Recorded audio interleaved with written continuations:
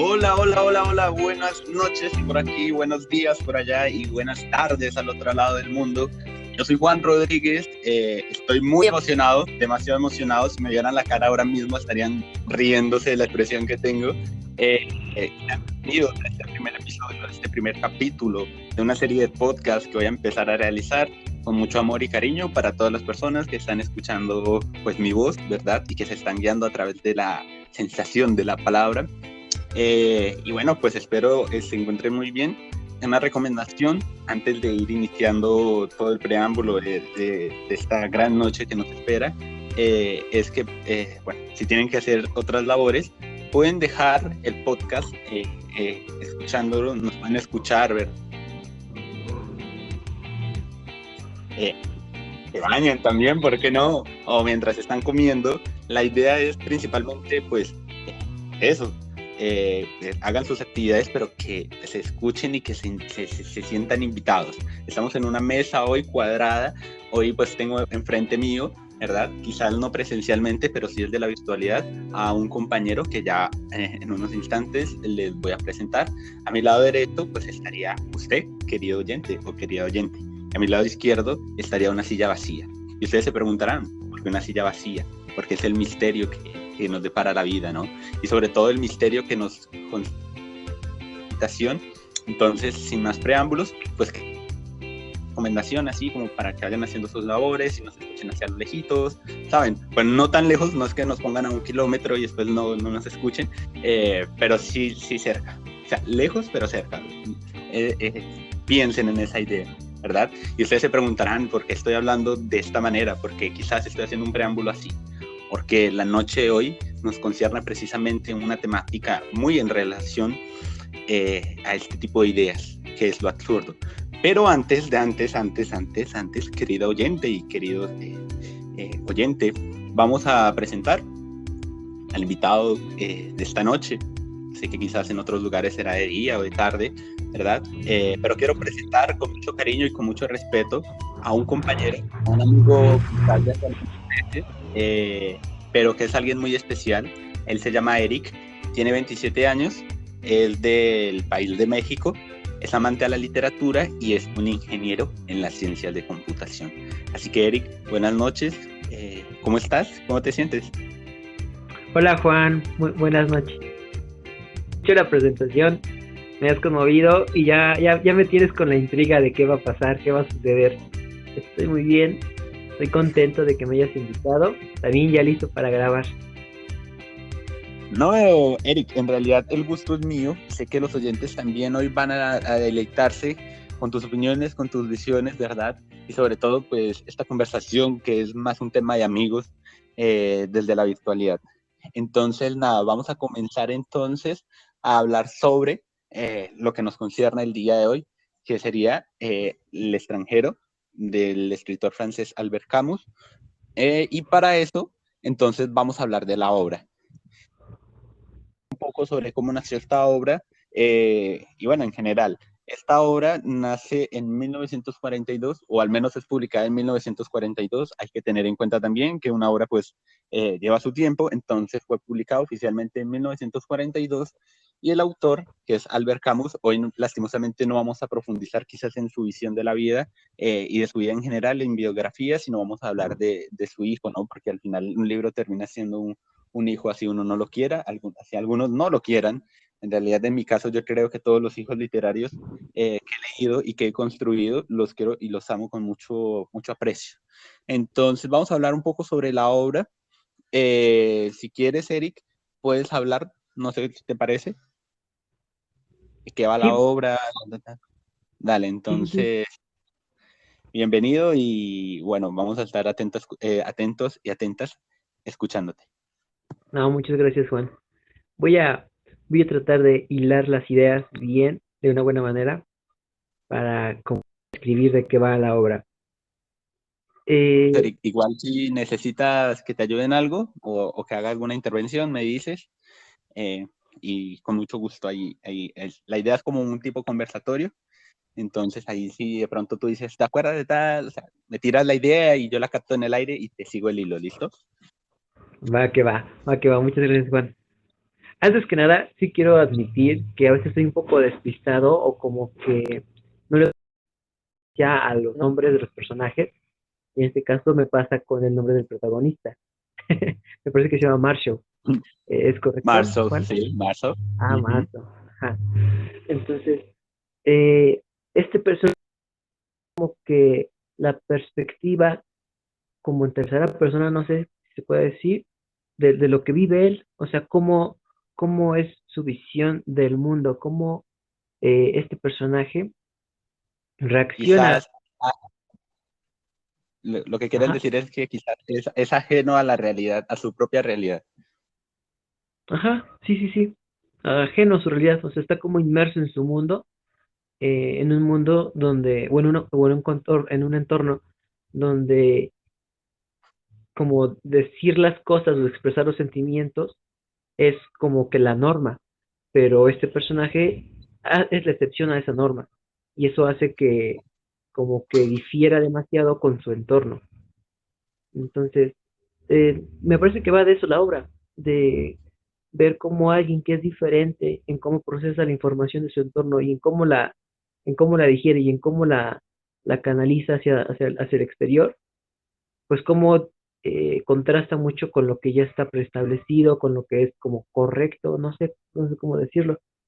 Es Claro, Eric, como, lo que tú dices es quizás que es difícil empatizar con el protagonista precisamente porque él tiene una visión quizás que uno no vería en un libro comúnmente, ¿no? Quizás esa visión de estar enajenado a su propia realidad, de estar alejado, le concierne como al autor esa también responsabilidad, ¿no? Porque muchas veces cuando uno lee un libro, se siente uno identificado con lo que le está pasando al protagonista, pero en este caso, al estar el protagonista eh, no identificándose con su propia realidad, valga la redundancia, se siente en el autor, ¿verdad?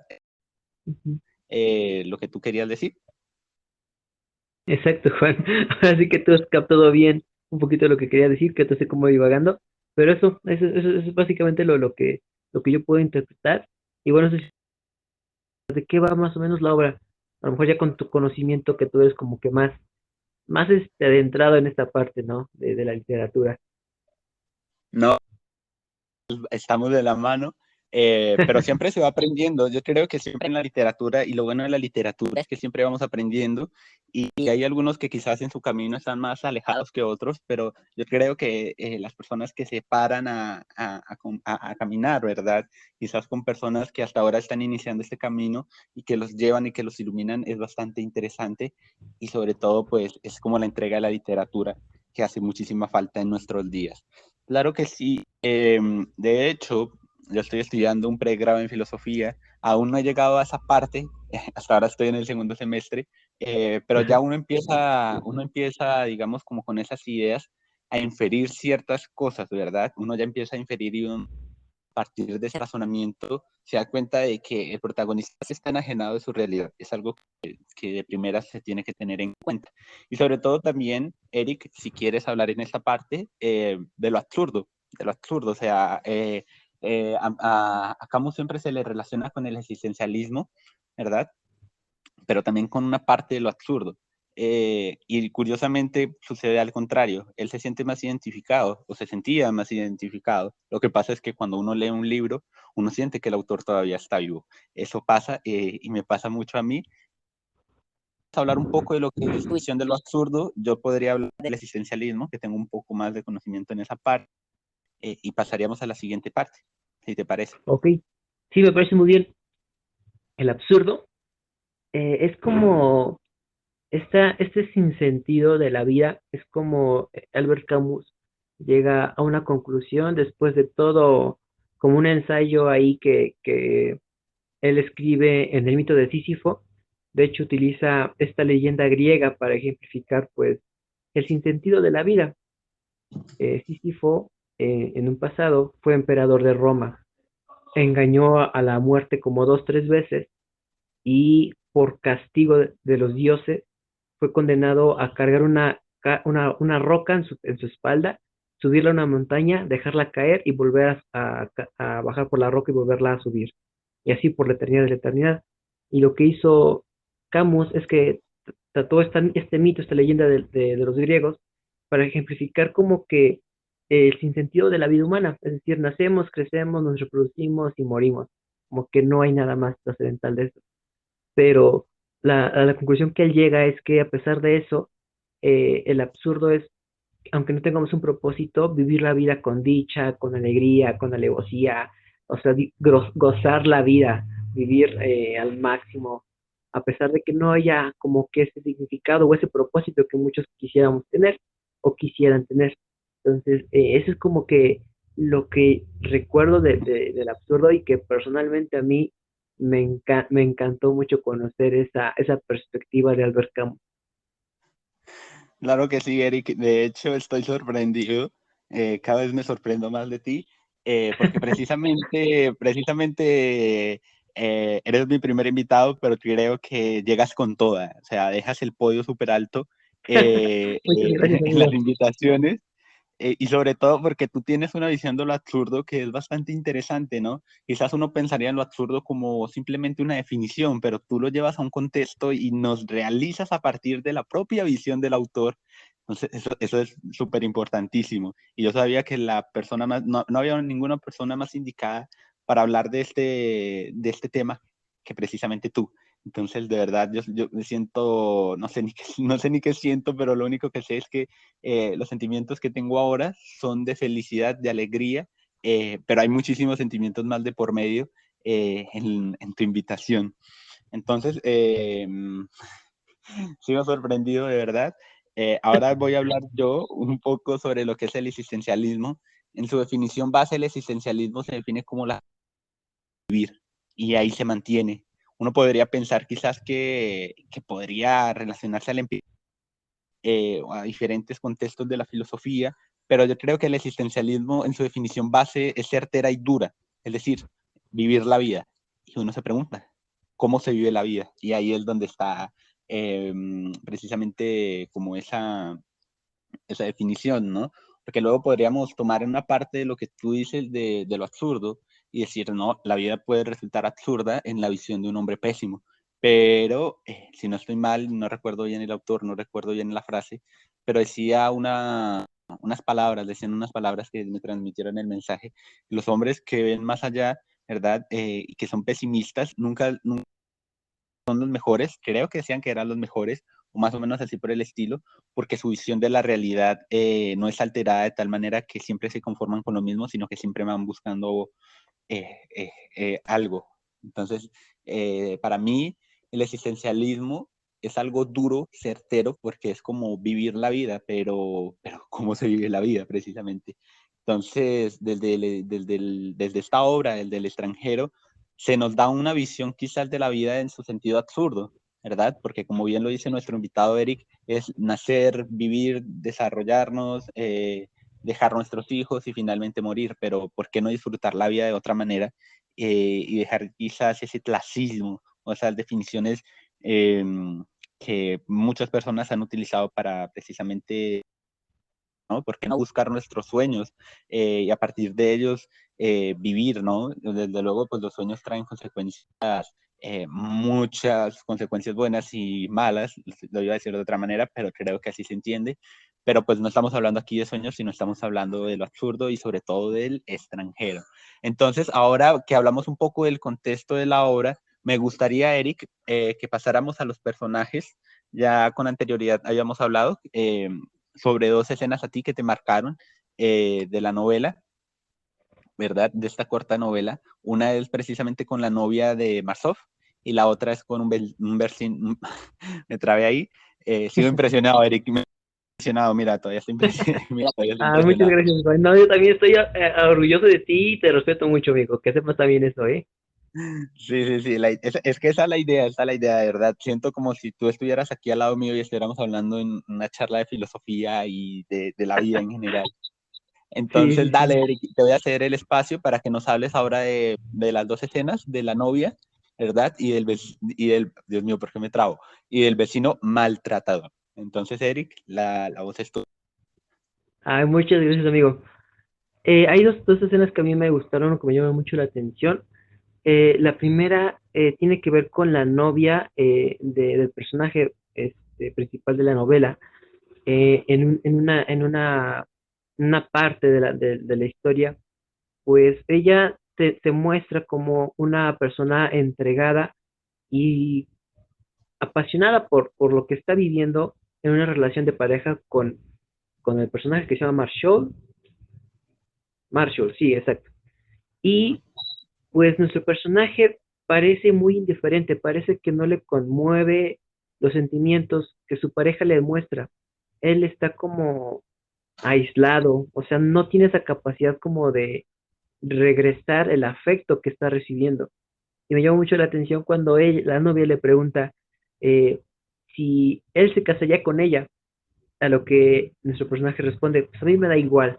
Si tú quieres que nos casemos, nos casamos. Si no quieres que nos casemos, no nos casamos. O sea, es como muy sincero, muy transparente con lo que él siente, con la realidad que él percibe, pero no lo hace desde mi punto de vista, creo que no lo hace con un afán de herir los sentimientos, sino que él simplemente es así. Es diferente a cualquier otro como estereotipo que pudiéramos tener o como cualquier concepto o contextualización que pudiéramos ya pensar que era como que el guión a seguir. Y el segundo personaje que me llamó mucho la atención también es un vecino maltratador, es un vecino del personaje principal que vive cerca de su departamento, que tiene un perrito al cual maltrata, al cual como que es un medio de desahogo con el cual se desahoga y que lo tiene como una mascota como del montón, o sea, no le da como el cariño o el respeto que el animal merece. Pero cuando este animal se llega a perder, el vecino queda derrumbado porque ahora ya está solo, ya no sabe cómo lidiar con su existencia y pide ayuda para pedir eh, rescate por su mascota. Y esos son los personajes que a mí me llamaron la atención.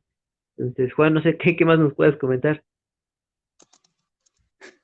Sí, Eric, de hecho, espérame, estoy buscando, eh, ahora sí, es que estaba buscando una canción, es un jazz, si no estoy mal, de Nat King Cole, o Cole, ¿verdad? Que se llama Quizás, quizás, quizás. Para mí esta es una canción muy representativa, la descubrí precisamente por un anuncio de YouTube. Ajá. Tranquilos, no voy a poner anuncio en esta parte, pero ahorita hace un momento, la letra dice algo así como, siempre que te pregunto que cuándo, cómo y dónde, tú siempre me respondes, quizás, quizás, quizás. Y yo siento como que cuando dice quizás, quizás, quizás, es una indiferencia, ¿no? Es como una indiferencia de parte de la respuesta. Y luego dice, y así pasan los días y yo desesperado y tú contestando, y ahí siento como que Marsoft está en su mundo diciendo, me da igual, me da igual, me da igual. Sí. Usarme esta parte sin decirlo. Ajá. Ahora bien tú hablas de personajes, yo voy a hablar de dos intervenciones también. En mi caso sería de los árabes, ¿verdad? Que juegan un papel indispensable y fundamental. ¿No es así, Eric? Los árabes en la novela. Exacto, exacto. De hecho, yo ya estoy encantado de escucharte, así que te escucho y todos te escuchamos atentos a tu voz, Juan. Y yo, quizás, quizás, quizás. Sí. Ahora me imagino a los árabes respondiendo a Marsof esa visión que él tenía. Claro que sí. Esto no sale en la novela, esto no sale en la novela, esto es solamente una idea mía, pero ahora sí, o sea, ahora sí lo que voy a hablar sí sale en la novela, y es otro personaje también muy importante, quizás no para Marsof, desde luego, le da quizás un toque de interés, ¿no? O de chisme. Aquí serían como de las vecinas chismosas, que pasa algo en la calle y se asoman por la ventana. Esas nunca van a desaparecer, lastimosamente. Y bueno, yo creo que Nasof viviera nuestros días. Muchas vecinas chismosas ya hubieran visto o quizás ya lo hubieran detallado de esa manera. Pero yo quiero hablar ahora de los árabes, porque precisamente estos juegan un papel fundamental en la trascendencia de la obra entre la primera parte y la segunda parte, ¿verdad? Antes de que yo me leyera la novela, a mí ya me hablaban del extranjero y me hablaban de la parte de los árabes. Y yo sentía que los árabes eran como hostiles, pues por lo que me contaban, ¿verdad? Como agresivos, que esa forma de personaje, se podría decir, en enemigo. Pero luego me di cuenta leyendo que en realidad es fundamental y por alguna extraña razón cuando me dicen los árabes del este, siento como que están en no precisamente por sus acciones, ¿verdad? Sino porque quizás esa visión, ahí vuelvo a meter la canción, quizás, sino porque esa visión que yo tenía antes de leer la novela, y luego pues cuando la leí, fue como un choque, y estos juegan un papel fundamental. En realidad, pues para los que sí leyeron la obra, en esta parte sabrán que Marzow tenía un vecino también que guardaba un romance con una mujer que era esposa, si no estoy mal, de un árabe, ¿verdad? Pero luego este hombre es como también agresivo con esa mujer y quiere buscar venganza contra ella, porque si no estoy mal, como que ella lo abandona o algo así.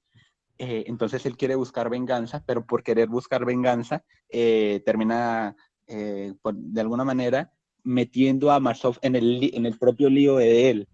Entonces a mí me resulta muy interesante también porque de hecho vamos a pasar a la siguiente edición que tengo, y es en la parte en donde se hace la ruta de la novela con la segunda, y es precisamente cuando sucede lo de la muerte del árabe y que Marzow asesina a este árabe, pero vamos a retrocedernos un poco porque aquí hay una parte fundamental. Quizás, no sé por qué, no sé por qué siento la necesidad de cuando digo quizás, en mi mente se viene la letra de Nat King Cole, pero bueno. Sí. Hay una...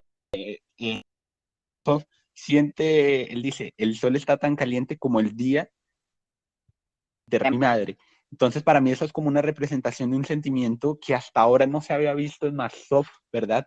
Y yo me quedé impactado porque dije, aquí hay una representación de un sentimiento de una obra que habla precisamente de lo absurdo y es como, es como esa visión de alejada que tenía Marzow, pero aquí como que hace esa ruptura, hace esa pequeña ruptura.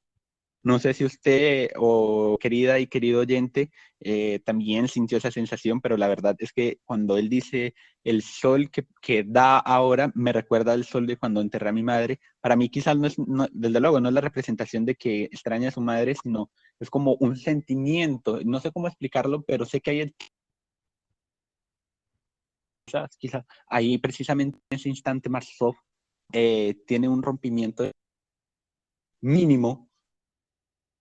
Pero quizás es un enigma que quizás nunca vayamos a desarrollar porque lastimosamente pues ya Camus murió hace muchísimos años, pero lo dejamos aquí para que si los alienígenas, las personas de otros planetas, ¿verdad? De aquí a algunos años, estas palabras también se planteen esta visión y quizás ya en la otra vida le puedan preguntar a Camus sobre esta parte. Entonces, Eric, yo creo que podríamos hacer un corte aquí y volvemos eh, eh, para complementar la segunda parte del espacio de este podcast, que será un poco más breve, ¿verdad? Pero certera, vamos a hablar de muchísimas cosas, así que no se la pueden perder. No sé si quieres decir algo antes de irnos al corte. No, pues que también ya me dio la curiosidad de escuchar esa canción que tanto te gusta, amigo. Te También voy ya a me dio enviar el curiosidad de enlace, te escucharla. voy a enviar el enlace ahora justo cuando terminemos, así que quizás, quizás, quizás. Me late cacahuate. Bueno, vamos a un corte comercial y ya volvemos.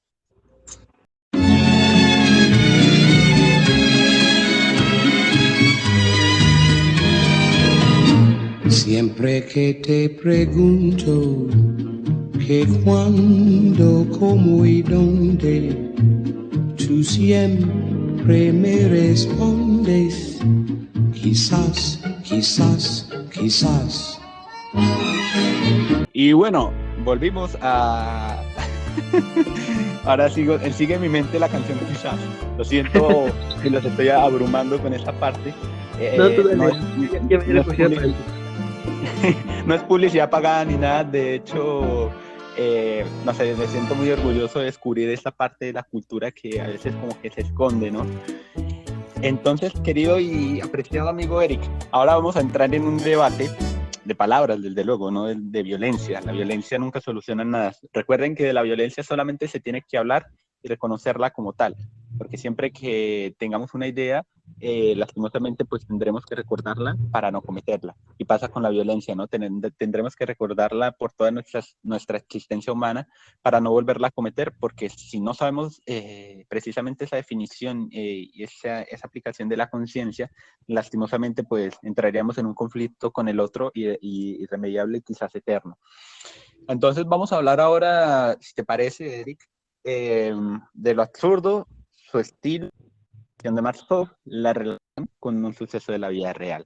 Así que la idea es que lo relaciones, o sea, que relaciones el suceso de tu vida real precisamente con lo absurdo, su estilo y la visión de Markov. No tienes el de luego hablar de cada tema, sino que lo puedes meter inmerso, ¿sabes? O sea, no es como ir por tema y tema, sino directamente nos puedes contar tu suceso y a partir de que nos cuentes tu suceso, pues ya los oyentes, las queridas y los queridos oyentes, ¿verdad?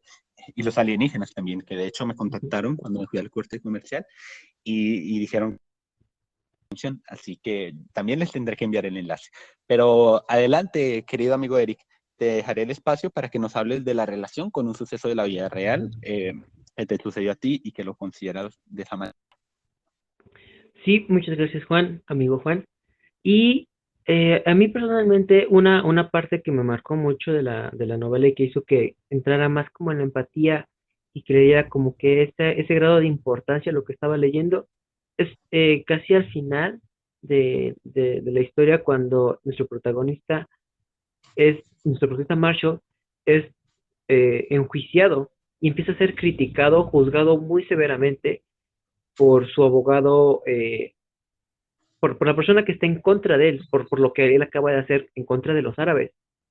Y llega un momento en el que, en pleno juicio, Marshall está escuchando todas las acusaciones que se le están adjudicando a su persona y él cae en cuenta de que hay cosas que él siente que ya son muy pesadas, muy abrumadoras, que ya no encajan con lo que él hizo, pero que a pesar de eso no puede hacer más que guardar silencio y en el suceso, no puede hacer nada que le permite hablar. Y eso a mí me pasó en una ocasión en la secundaria, igual pues me fui de pinta y la directora me empezó a adjudicar eh, cuestiones que siento que no encajaban mucho por la actitud que yo había hecho, que había sido simplemente faltar un día a la secundaria, pero ella siguió criticándome y juzgándome y poniéndome como una persona bastante desprolija, bastante como vagabunda, como un nefasto de la sociedad, que incluso en esa ocasión mi mamá estaba cerca de mí, mi mamá quebró en llanto por escuchar tanta acusación en contra mía. Y siento que esa parte también, pues, ejemplifica un poquito de que puede ser a lo mejor la adaptación a los cambios, que a veces como que personalmente a los cambios es como sobreponerse a una adversidad, pero en este caso la capacidad de adaptación que yo pude ver es pues simplemente callar y esperar a que termine eso. O sea, simplemente no puede ser más que nada que como esperar a que termine. Es lo que a mí me pasó y lo que siento que hizo que enalteciera más la obra y que yo pudiera encajar más o sentir mayor apreciación por lo que estaba leyendo. Eric, en realidad, pues de cierta manera, la vida es así, ¿no? Pero lo bueno es que siempre vamos a encontrar a alguien que nos va a escuchar y que va a obtener nuestra versión oficial de los sucesos, ¿no? Porque hay gente que es demasiado mala en esta vida em, y tendremos, desde luego, cada uno en su recorrido por la vida que aprender a perdonar. Pero sabemos que tú eres una persona de corazón amable Eres muy divertido, eres en realidad de sorpresas, nunca dejas de sorprendernos. Para los oyentes, imagínense a Eric como unos juegos artificiales que siempre están explotando. Pa, pa, pa, pa, pa. Y que hay uno de esos cohetes que explota en el aire y dice, quizás, quizás, quizás. Ya te vas a aprender la letra de la canción de tanta repetición, Eric. Quizás, Pero nada, quizás, Eric. quizás. Sí, sí, sí. Pero en realidad, Eric, tú sabes que desde el Club Internacional de Lectura, bueno, vamos a hacer un poco de un poco de espacio publicitario dentro de nuestra conversación. Eric precisamente ingresó a este Club Internacional de Lectura cuando se estaba iniciando la novela. Yo tuve la oportunidad de conocerlo precisamente cuando llegó. Ahora somos compañeros de fórmula, ¿verdad? La semana que viene, o sea, la fecha de que se está grabando esto, tendremos que hacer moderación de los funerales de la mamá grande de Gabriel García Márquez. Pero Oh, sí, precisamente sí. nosotros y sí, creo que en esa moderación vamos a terminar el libro. Entonces, nada, Eric, es lo que les digo, es una caja de fuegos artificiales que siempre está explotando. Eh, y es muy interesante conocerlo, darse la oportunidad de entenderlo, ¿verdad? Y sobre todo de esa visión que él tiene de las cosas. Entonces, yo en realidad pasé por lo mismo que tú, Eric, pero pues en mi caso no estuve con mi madre, sino que hubo una etapa en mía en el colegio en donde una serie de profesores me adjudicaban también como cosas que no eran o no venían al caso. Y precisamente pues a veces es difícil tratar de salir de ellas, ¿no? Pues porque lastimosamente estamos solos y no sabemos cómo defendernos. Y precisamente esta semana me encontré con varios de sus profesores en el colegio y en realidad me di cuenta que es una visión quizás, lo siento, es que en mi mente tengo que repetirlo porque si no me quedo con las ganas y Ajá. como dígalo, y luego me aprendo. Sí. Entonces, ya me encontré con profesores y en realidad siento que sí me perdoné que ellos me hicieron. eh, y eso es bueno en la vida, saber perdonar y saber encontrar caminos que si nos volvemos a encontrar con ese tipo de personas, pues ya nos habremos perdonado y habremos aprendido. Y pues lastimosamente, si esa persona no ha aprendido opciones, acciones y consecuencias, pues como diría yo, guarda rencor, envejece más rápido. Por eso es que Eric tiene 27 años, pero si ustedes lo vieran en una foto, parece como un muchacho de 20. Muchas Entonces, gracias, amigo, muchas gracias. entonces, con esto terminaríamos esta parte, ¿verdad? De un suceso de la relación del estilo de la visión de la obra de Marx y un suceso de la vida real. Ahora haremos un segundo corte comercial. Este va a ser muchísimo más corto y pasaremos a la parte final en materia, principalmente pues para las personas que quizás quieren, lo siento, es que de verdad mi mente lo pide, mi mente lo pide. Sí, sí. Para las personas que van a entrar aquí en este debate, y como les dije al principio,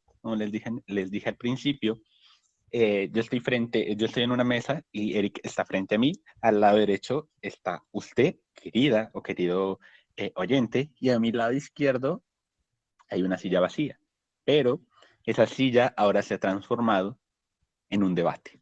Así que solamente nosotros con Eric vamos a tratar de debatir y de hablar, desde luego, para concluir este primer episodio de podcast. Y usted, querido lector, que tendrá enfrente el formato del debate, nos podrá hacer sus comentarios, ¿verdad? Siempre vamos a estar dispuestos a recibir sus comentarios y sus apreciaciones, pues a lo que estamos hablando. Y quizás nos vemos ahora. Y bueno, Eric, volviendo aquí otra vez, lo que les dije, vamos a hablar de la última parte del podcast, ya glosando todo lo que teníamos planeado, creo que hemos cumplido con nuestra misión, pues solamente pues al final de todo le quedará a la querida y al querido oyente su misión de tratar de cifrar estas palabras que hemos venido hablando. Ahora, Eric, vamos a pasar. Te voy a preguntar, te voy a hacer una pregunta bastante interesante, y es, ¿cómo defines en nuestros días lo absurdo? O sea, sabes, yo podría hablar precisamente, sé que tú tienes materia en esto, así que te voy a dejar para que hables y pues me das el pase para complementarte, ¿listo? Entonces, ahí te dejo a ti para que hables de cómo definirías tú lo absurdo en nuestros días. Siento que es una muy buena pregunta y siento que me agarraste en curva. No sé muy bien cómo responderla, pero Si siento quieres, que nuestros, si quieres lo puedo hablar, hablo un poco, y si sientes que puedes complementarme a mí, lo puedes hacer, ¿sabes? Es como una conexión que tenemos, no hay problema. Yo te paso si no puedes, me lo paso a mí y luego te lo paso a ti. No hay problema. me gusta mucho tu idea, entonces te escucho, Juan, te escucho para ver qué puedo complementar. Bueno, para mí la definición de lo absurdo en nuestros días es que en realidad siento que cada día que pasa en nuestra realidad es algo, o sea, tiene que suceder siempre algo absurdo. ¿Verdad?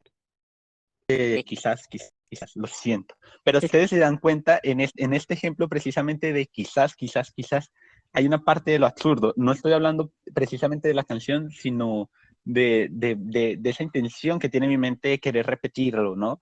De querer repetir ese quizás. Porque no, iba a decir lastimosamente, pero no. Aquí todos estamos en una cloaca que cada uno ha construido. Vemos una luz. Ya pues es que ayudar.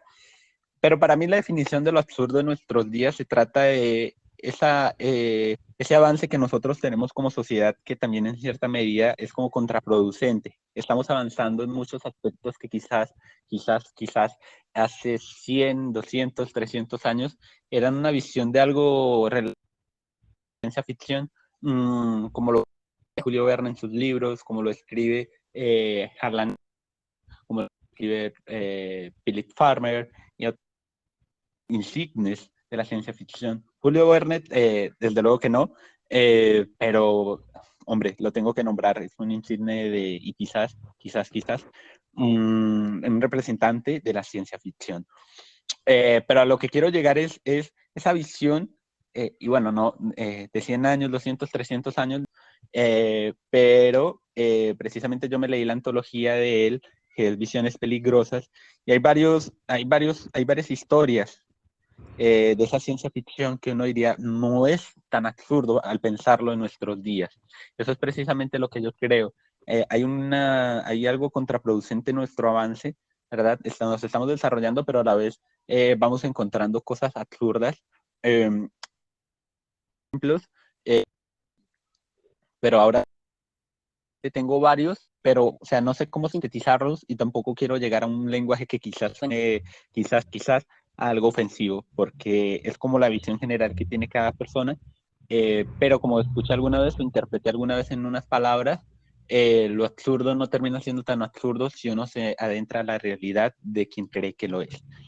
Entonces, no sé, Eric, si ya más o menos cogiste la idea, o igual pues aquí, y te puedo hacer otra pregunta, que es muy en relación a mi definición de lo que te he dicho y lo que le he dicho a los oyentes ahora.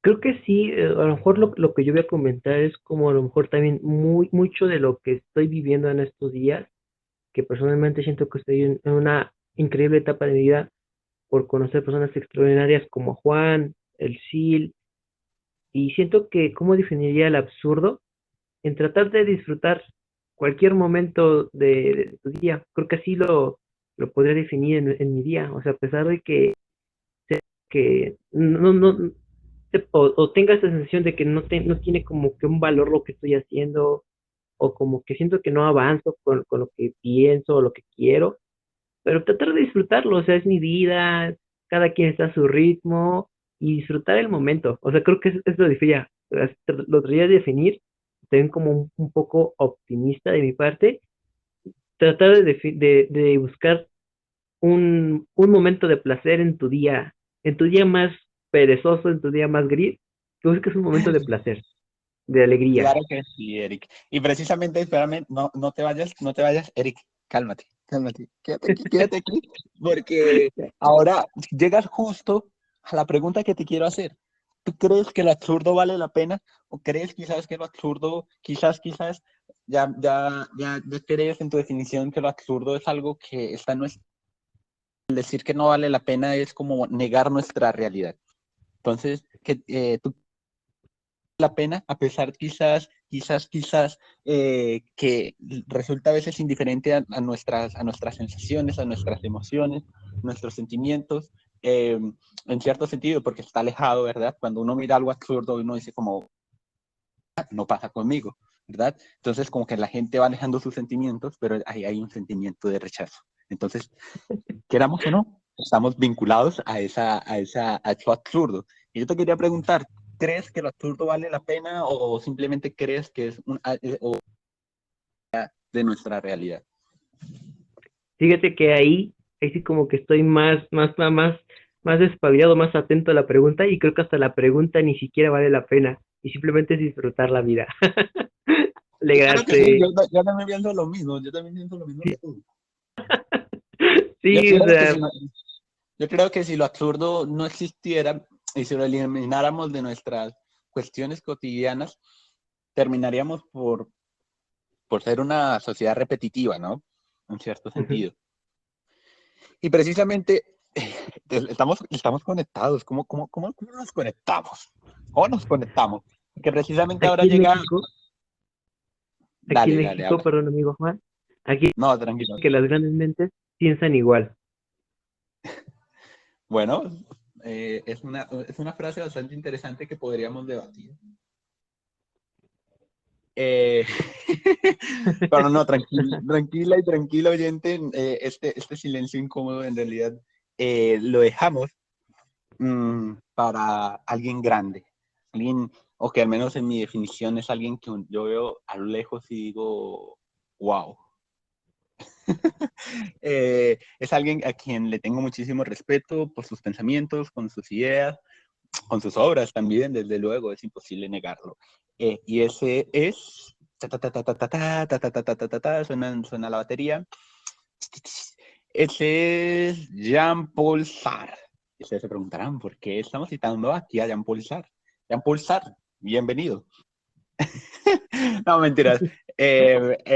Cito aquí a Jean-Paul Sartre precisamente porque una frase bastante interesante, una frase que a mi ser, a mi pensamiento lo revoluciona todo. Y esta frase es, el hombre está condenado a ser libre porque una vez que está en el mundo es responsable de todo lo que hace.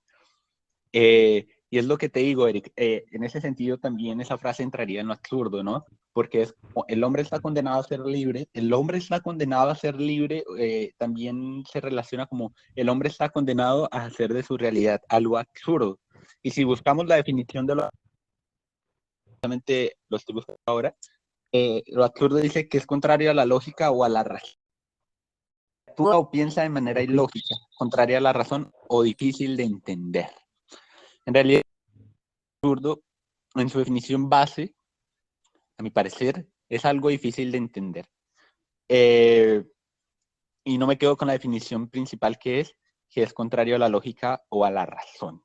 Porque la lógica es, precisamente estos días, estoy en clases de lógica, es esa interpretación o esa forma del ser pensante. Pero yo creo que me llama más la atención eso de difícil de entender. No que sea o contrario a la razón, porque como lo dije hace algunos minutos, nunca podríamos entender la realidad de lo absurdo si no entramos en ese pensamiento. Desde luego, pues a ideas a priori sabemos que es absurdo y en cualquier sintetización es totalmente absurdo, pero tendríamos que entrar en ese pensamiento para tratar de definir por qué para esa persona no es absurdo, ¿verdad? Y bueno, no me quiero extender tampoco en esta idea, iba a decir sin sentido, pero no, esto tiene muchísimo sentido. Jean-Paul Sartre, ahora, muchos sabrán que Albert Camus con Jean-Paul Sartre tuvieron su tiempo de amistad, fueron amigos, y luego entraron en un conflicto si no estoy mal, precisamente fue por una obra de Camus, que es El hombre rebelde, y a partir de ahí como que Jean-Paul Sartre, bueno, creo que Camus la había escrito con una intención que precisamente era Sartre, y luego ahí se creó como ese rompimiento de amistad. Ahora mismo no me acuerdo muy bien qué pasó, eso lo pueden buscar en internet incluso, pero es precisamente lo que yo te dije hace algunos minutos también, de vale la pena lo absurdo, vale la pena lo difícil de entender. Yo creo que hay gente que piensa que hay cosas que son absurdas, pero es lo que yo digo, no es que sean ilógicas o contrarias a la manera absurda, o la gente dice, uy, no, absurdo, al final termina, ¿no? O sea, termina como generando esa capacidad de innovar o de transformar esa realidad. Entonces no es del todo ilógico o en contrario a la realidad, sino más bien difícil de entender. Me quedo con ese término. Hablando sobre la relación con los diferentes escritores y obras, y nuestro compañero Eric, que está en el silencio. Querido lector, querido lectora, por favor, por nada del mundo voltea a mirar hacia la derecha, hacia su derecha, porque hay un joven de 20 años que se le está mirando fijamente y que está pensando. Así que, por favor, no lo haga. Te lo dije. ¿Por qué lo hizo? ¿Por qué no me hizo caso? ¿Por qué no me hizo caso? Es usted una persona difícil de entender. Ah. Pero bueno, Eric, vamos a terminar ahora. Voy a terminar de la relación de los escritores y obras con Albert Camus y sobre todo con El extranjero, y tú concluirás entonces precisamente con las conclusiones, valga la redundancia. Y terminaremos con los comentarios finales. Entonces, bueno, aquí cité a Jean-Paul Sartre, pero también tenemos que tener en cuenta una ciudad importante que es Franz Kafka, ¿verdad? Este escritor, novelista y cuentista y abogado también, sí, creo que sí tiene cuentos, sí. Franz Kafka tiene cuentos, de hecho me acuerdo uno muy absurdo y que tiene mucha relación con el estilo. Entonces la relación que yo encuentro en El extranjero con es precisamente El proceso. El proceso es una obra de Franz Kafka, una novela de K, que tiene mucha similitud con Kafka, ¿verdad? Piénsenlo un poquitico, eso, la K de Kafka y la K del personaje. Entonces, a este personaje nunca se le conoce ningún otro nombre, sino simplemente por K, y precisamente K sale también, y es un personaje, Joseph K, no me acuerdo, ahora mismo, pero en el castillo sí tiene un nombre, ahora mismo no me acuerdo porque creo que ya fue hace prácticamente un año que me leí la novela, pero quiero centrarme en el proceso de Camus, cómo se le atribuían, ¿verdad? Como cosas absurdas. El proceso de Kafka, de K, porque él está en su habitación, llegan unos hombres y dice, está arrestado, pero es un arresto que no tiene esposas, no está en una cárcel, no está en una prisión, sino que simplemente está arrestado. Vamos a hacer un proceso contra usted. Y cada le da igual, pero a medida que va pasando los días, a medida que se va desarrollando, pasa precisamente también con Masov, que se siente abrumado, pues dejándolo todo, como diríamos aquí, lo tiene, ¿verdad? Eh, y aquí nos encontraríamos entonces los dos caminos del existencialismo y de lo absurdo.